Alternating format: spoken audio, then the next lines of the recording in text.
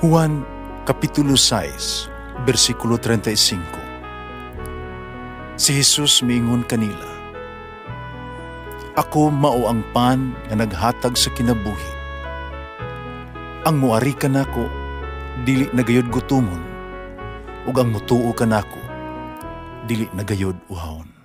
Ang mga puno Pan sa kinabuhi.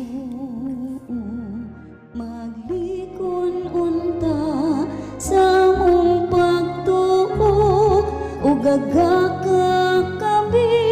sa pagtuman sa imong mahal nga kasuguan. Ang Ginoo manaa kaninyo. Santos nga Ebanghelyo sumala ni San Mateo.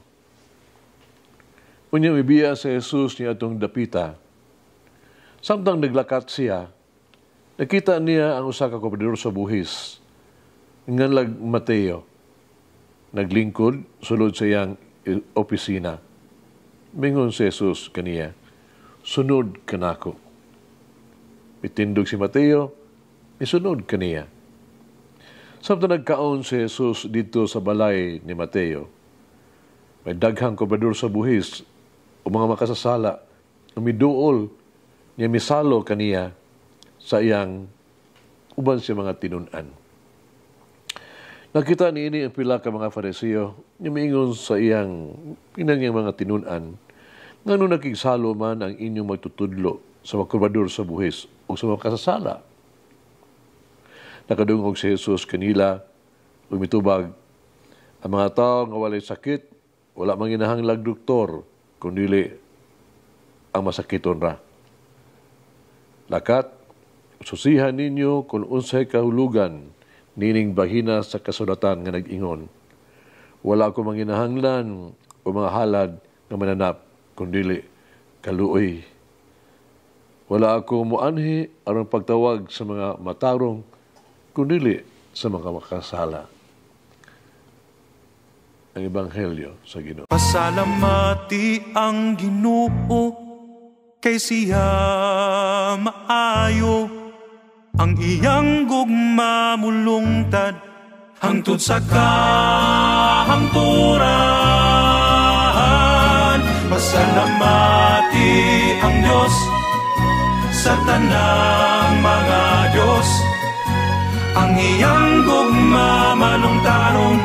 Pasalamati ang Ginoo sa mga Ginoo, ang iyang gugma balungtaron.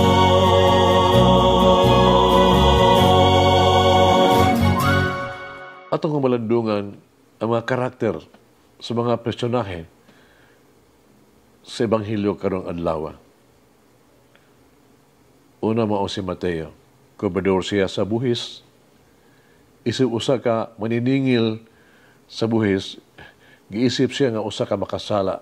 Giila siya isip usa ka traidor. Siya ang tao nga walay gustong makig-uban, makig-amigo kaniya. Si Mateo gisalikway, gitamay sa katilingban. Apan, din sa Ebanghelyo karong adlaw, si Jesus nakigsulti kang Mateo.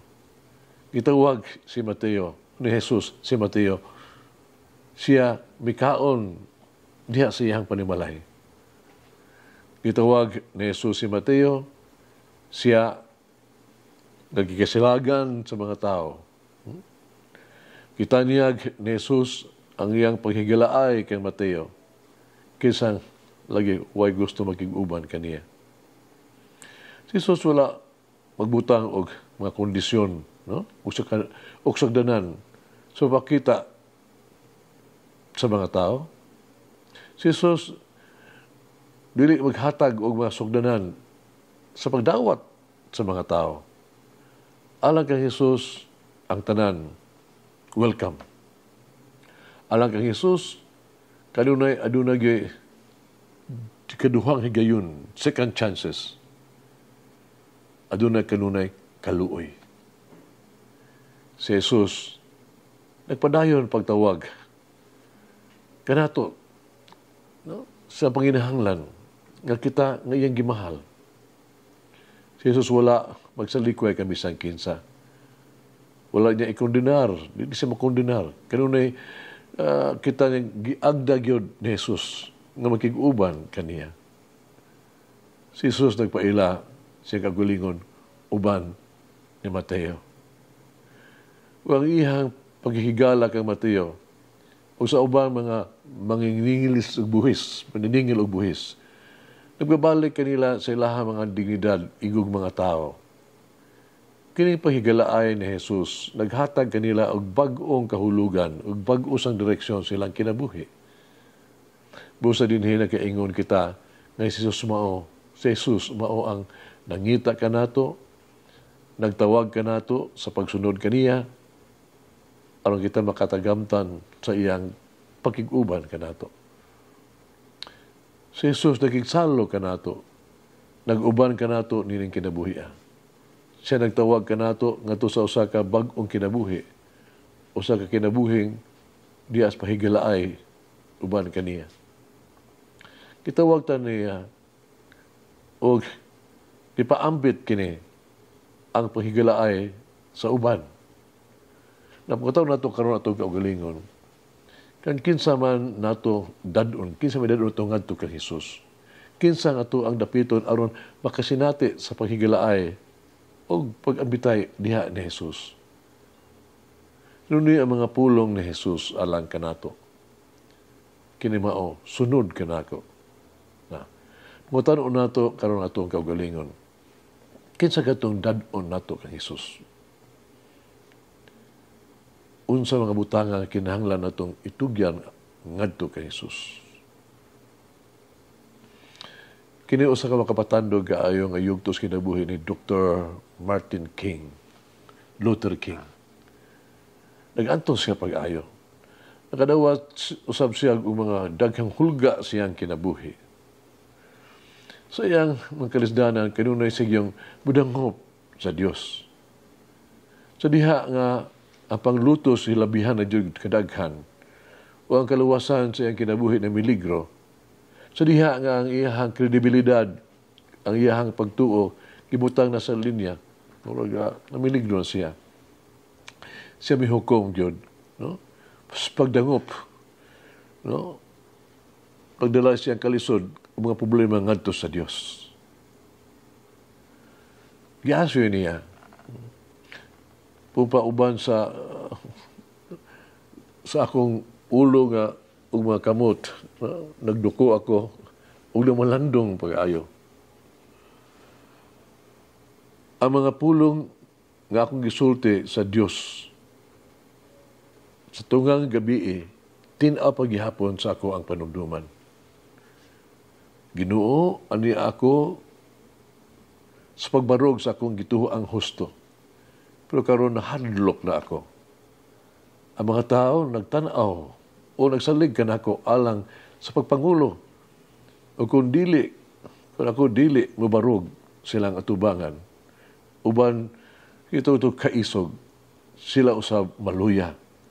Sa katapusan, uwan aslay kapaingnan.